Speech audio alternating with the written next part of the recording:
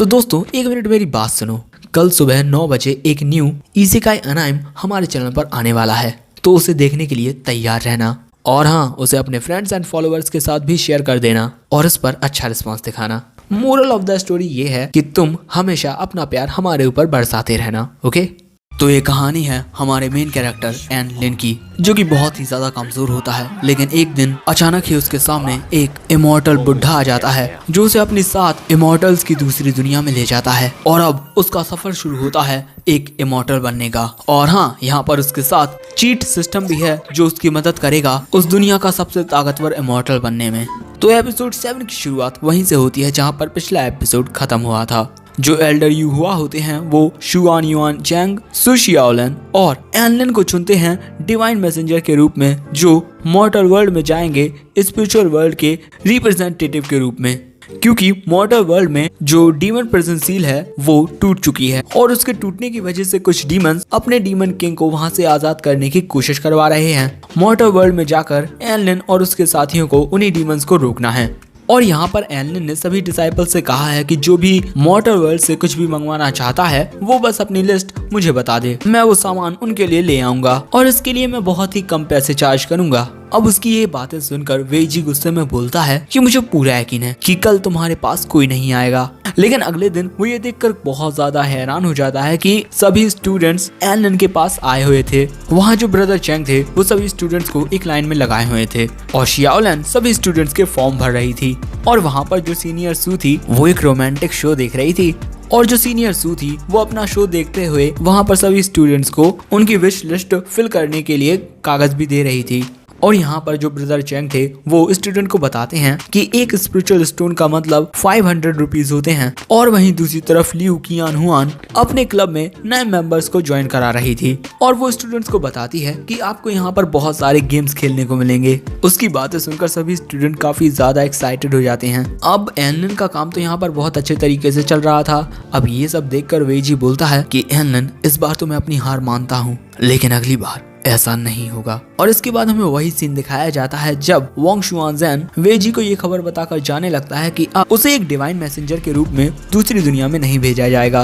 और यहाँ पर वेजी वोंग शुआनज़ेन के पास जाकर पूछता है कि आखिर एल्डर ने मेरे पिता से क्या कहा। सो अब शुआनज़ेन उसे बताता है कि एल्डर ने तुम्हारे पिता से ये कहा है कि टीचर मिंगवान ने ये कैलकुलेट करके बताया है कि जल्द ही हेवन में एक बहुत ही बड़ा बदलाव होने वाला है और इससे जो भी दूसरी दुनिया में जाएंगे उनकी जान को खतरा है और अगर तुम उस दुनिया में जाओगे तो तुम पक्का मारे जाओगे। सो तभी वेजी पूछता है कि अगर एनलिन वहां जाएगा तो क्या वो नहीं मरेगा। सो शुआनज़ेन बोलता है कि खतरे तुम दोनों के लिए ही इक्वल हैं, लेकिन टीचर मिंगवान ने ये भी कहा है कि जो बदलाव हेवन में होंगे उनका लेना देना एनलिन से है और हेवन ही एनलिन को दूसरी दुनिया में भेजना चाहता है। और अब प्रेजेंट में वेजी एनलिन को देखकर बोलता है कि आखिर हेवन ने मुझे क्यों नहीं चुना। और उसके बाद वो वहां से रोते हुए चला जाता है। और यहाँ पर सिस्टम एनलिन को बताता है कि उसने कई सारे दोस्त बना लिए हैं, जो देखकर आपके दुश्मन रोने लगे हैं। और ऐसा करके आपने एक मिशन कंप्लीट कर लिया है, जिससे आपको बोनस में एक डिवाइन टेक्निक क्राई बेबी मिली है।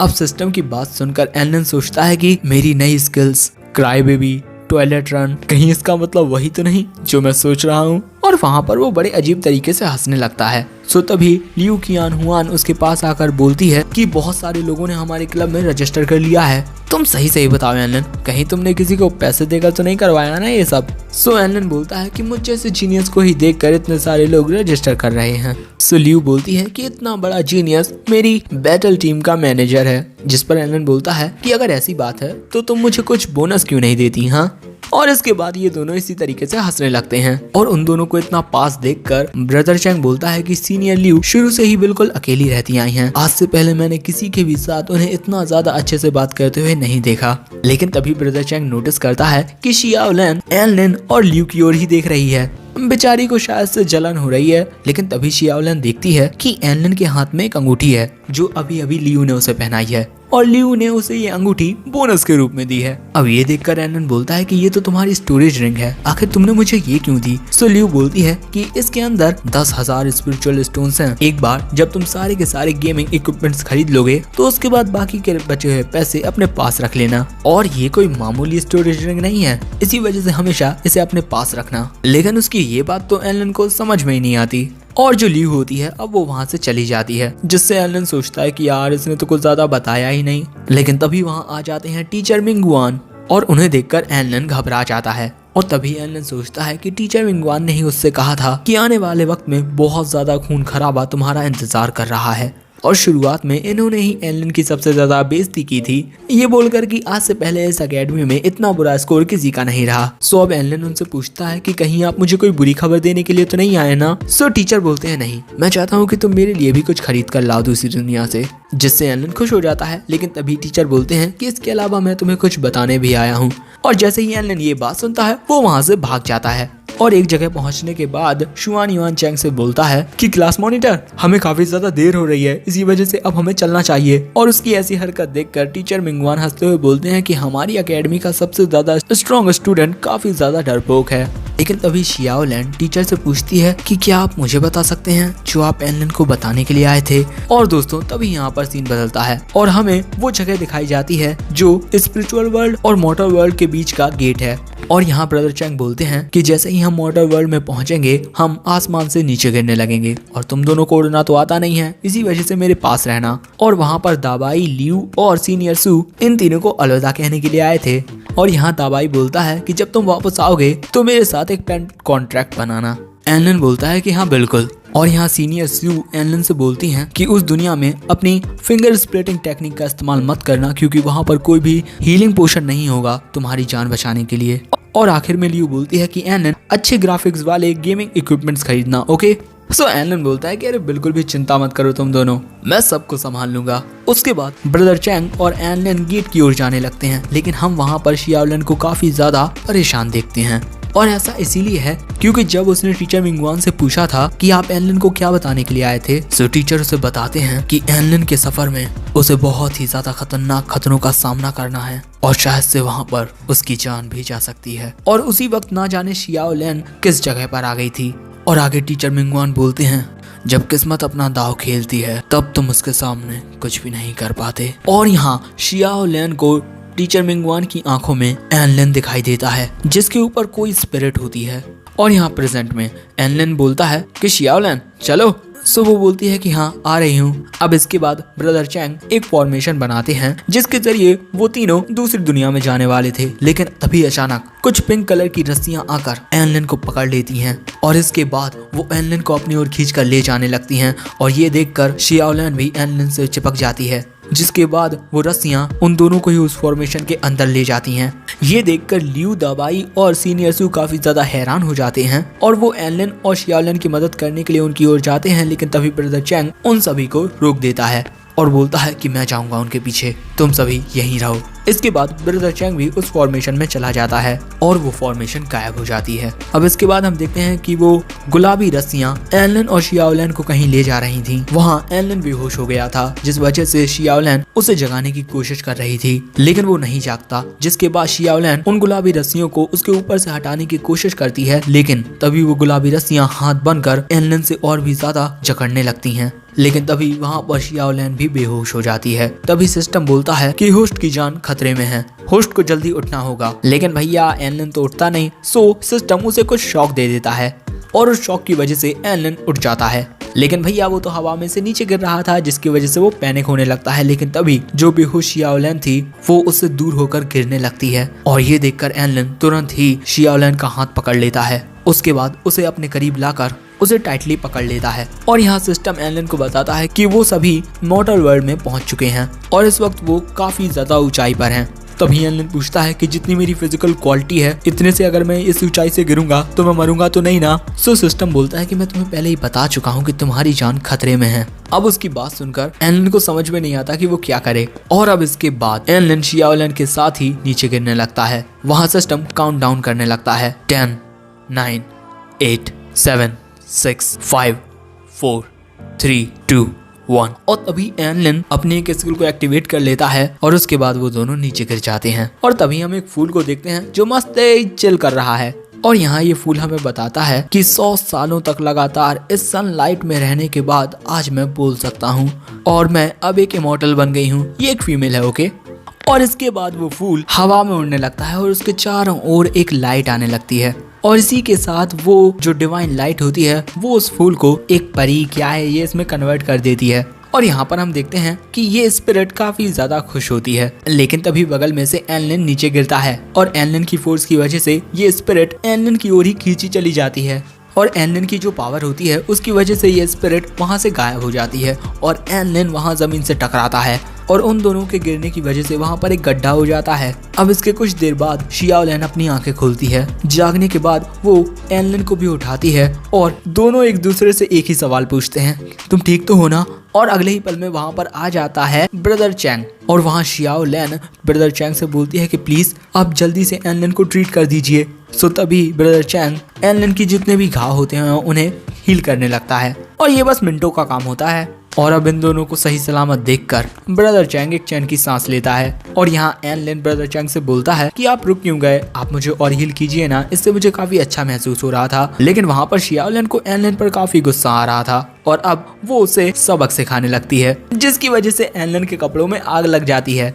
और हम देख ही सकते हैं कि आग लगने की वजह से एनलिन कितना ज्यादा घबराया हुआ है। लेकिन तभी उन्हें किसी की आवाज आती है। सो तभी क्लास मॉनिटर और शियाओलिन बोलते हैं कि एनलिन तुम्हारे सिर पर। अब उनकी बात सुनकर एनलिन अपने पास में से एक शीशा निकालता है और खुद को देखता है। उसके सिर पर हम एक फूल देखते हैं और दोस्तों ये वही फूल है जो थोड़ी देर पहले एक स्पिरिट बन गया था, मेरा मतलब बन गई थी। और वहाँ पर वो बेचारी रो रही थी और उसको रोते हुए देख ब्रदर चैंग उसकी एक फोटो खींच लेता है और एनलिन को भी समझ में नहीं आ रहा था कि आखिर ये सब क्या हो रहा है। लेकिन अगले ही पल में वो फूल गायब हो जाती है क्योंकि वहाँ पर एक शिप आ रही थी और वहाँ शिप पर एक लड़की बोलती है कि तुम सभी डिवाइन मैसेंजर्स हो, है ना? और वहाँ पर वो अपने सीनियर को रिपोर्ट भी कर देती है कि सिर्फ 3 ही डिसाइपल हैं यहाँ पर। उनमें से एक स्पिरिचुअल नर्चरिंग लेवल पर है, एक 10th स्टेज पर और एक 9th स्टेज पर। और इसी वजह से मुझे नहीं लगता कि ये हमारे साथ फाइट में मुकाबला कर पाएंगे। उस लड़की को देखकर एनलिन बोलता है कि क्या ये हमारा स्वागत करने के लिए आई है? शियाओलिन बोलती है शायद। और अब ये लड़की अपना नाम बताती है, टियान लिंगलिंग, और मैं एक कल्टीवेशन इन्वेस्टिगेटर हूँ। और उसे इस तरीके से देखकर शियाओलिन बोलती है कि शायद से ये कोई अच्छी लड़की तो बिल्कुल भी नहीं है। और उसके बाद जो उनका उड़न खटोला होता है वो नीचे उतरता है। अब इसके बाद सीन बदलता है और हम देखते हैं कि वो उड़न खटोला एक जगह पर पहुंचता है और इसके बाद वो जमीन के अंदर चला जाता है। भाई ये जगह देखकर लगता है ना कि इनकी टेक्नोलॉजी बहुत ही ज्यादा हाई फाई है। और इसके बाद हम एनलिन को देखते हैं जो बोलता है कि इतनी ऊंचाई से गिरने की वजह से शायद से मेरे कंधे में चोट आ गई है। उसकी बात सुनकर शियाओलिन पूछती है कि कहीं तुम्हारा कंधा तो नहीं टूट गया ना? और वहाँ जैसे ही एनलिन अपना हाथ हिलाता है उसे काफी ज्यादा दर्द होता है। और इसके बाद एनलिन बोलता है कह रहे मैं ठीक हूँ। और तभी एनलिन के सर पर जो फूल होती है वो बोलती है कि सभी जाग जाओ और सूरज की गर्माहट का एहसास लो। उसकी बातें सुनकर एनलिन उसे अपने सिर से गायब कर देता है। और इसके बाद एनलिन बोलता है कि मुझे नहीं लगता कि तुम लोगों ने हमारा स्वागत इतने अच्छे तरीके से किया है। वैसे हम यहाँ पर आए हुए डिवाइन मैसेंजर्स हैं। और ये सब वो इस लड़की से बोल रहा है जो यहाँ पर बॉस बनी बैठी है और उसके 2 बॉडीगार्ड्स भी हैं। और वहाँ पर जो ब्रदर चैंग होता है वो यहाँ पर जितने भी टूल्स होते हैं उनकी फोटो खींच रहा था, जिस पर वो बॉडीगार्ड्स पूछते हैं कि तुम क्या कर रहे हो। सो ब्रदर चैंग बोलता है कि क्या तुम मुझे इस एयरक्राफ्ट की कीमत बता सकते हो स्पिरिचुअल स्टोन्स में? जिस पर वो बॉडीगार्ड बोलते हैं कि नहीं, ये एक सीक्रेट है।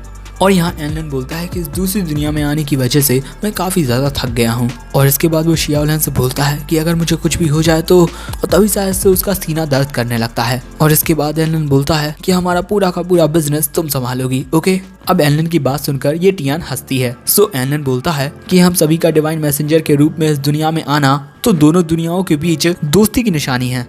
तो आखिर हमारे साथ इस तरीके का ट्रीटमेंट क्यों हो रहा है जैसे हम कोई कैदी हो? इसके बाद एनलिन बताता है कि वो डिवाइन मैसेंजर्स का लीडर है एनलिन, और इसके अलावा मैं भी इसी दुनिया से हूँ, तो क्यों ना हम दोनों के बीच कुछ बातचीत हो जाए। अब उसकी बात सुनकर टियान हंसते हुए बोलती है कि क्या स्पिरिचुअल वर्ल्ड में लोगों की कमी है जो उन्होंने तुम जैसे एक 9th स्टेज के टुच्चे से लड़के को लीडर बनाया? उसकी बात सुनकर एनलिन हैरान हो जाता है। लेकिन अगले ही पल में शियाओलिन टियान के सामने अपनी तलवार निकाल लेती है, जो देखकर ये दोनों बॉडीगार्ड्स अपनी अपनी गन निकाल लेते हैं। और यहाँ शियाओलिन बोलती है कि अगर तुम्हें हमारा स्वागत करना ही नहीं था तो हमें यहाँ बुलाया क्यों? जिस पर टियान बोलती है कि तुम्हें बुलाना, माफ करना, पहले मैं तुम्हारी ये गलतफहमी दूर कर दूं। और इसके बाद वो शियाओलिन के सामने खड़ी होकर बोलती है कि क्या तुम लोग अपने आप को इतना ज्यादा ताकतवर समझते हो? हाँ? अब ऐसा एटमॉस्फेयर देखकर एनलिन बोलता है कि चलो ठीक है, सभी शांत हो जाओ। एनलिन की बात सुनकर टियान बोलती है कि हाँ तुम्हें इसी तरीके से शांत रहना चाहिए क्योंकि तुम बहुत ज्यादा कमजोर हो, समझे? उसकी ये बात सुनकर शियाओलिन अपनी पावर एक्टिवेट करते हुए बोलती है कि क्या तुम्हें दूसरों से बात करने की तमीज नहीं है। अब तभी टियान वहाँ अपनी टेक्निक को एक्टिवेट करते हुए बोलती है कि शियाओलिन तुम एक 10th स्टेज की वैल्यूएबल कल्टीवेटर हो और मैं भले से ही तुमसे 2 साल छोटी होंगी, लेकिन मैं पाइनएकल के 10th स्टेज पर हूँ। अब उसकी बात सुनकर शियाओलिन बोलती है कि लेवल्स कोई मायने नहीं रखते और तभी सिस्टम एनलिन को बताता है कि आप अपनी ऑलमाइटी टेक्निक का इस्तेमाल कर सकते हैं उनकी सोल्स को सरप्रेस करने के लिए और ऐसा करके आप इस फाइट को रोक देंगे। उसकी बात सुनकर एनलिन सोचता है कि कहीं इनसे उनको चोट तो नहीं आएगी, लेकिन वहाँ पर ये दोनों लड़कियाँ लड़ने के लिए तैयार हो गई थीं और इसके बाद वो दोनों एक दूसरे पर हमला करने ही वाली थीं, लेकिन तभी उस जगह पर एनर्जी फ्लो होने लगती है, बहुत ज्यादा स्ट्रॉन्ग एनर्जी।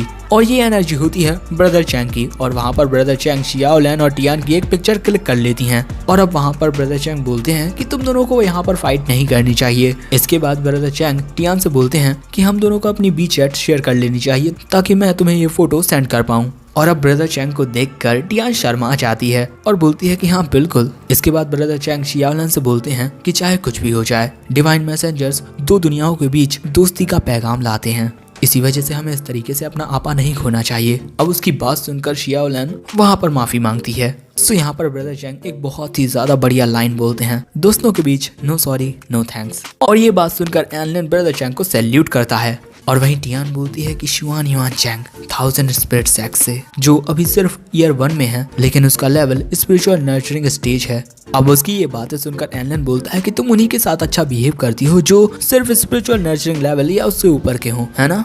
सो तभी टियान बोलती है कि अगर तुम्हारे बीच वो है तो तुम ग्रुप लीडर क्यों हो। सो एनलिन बोलता है क्योंकि मैं ज्यादा ताकतवर हूँ।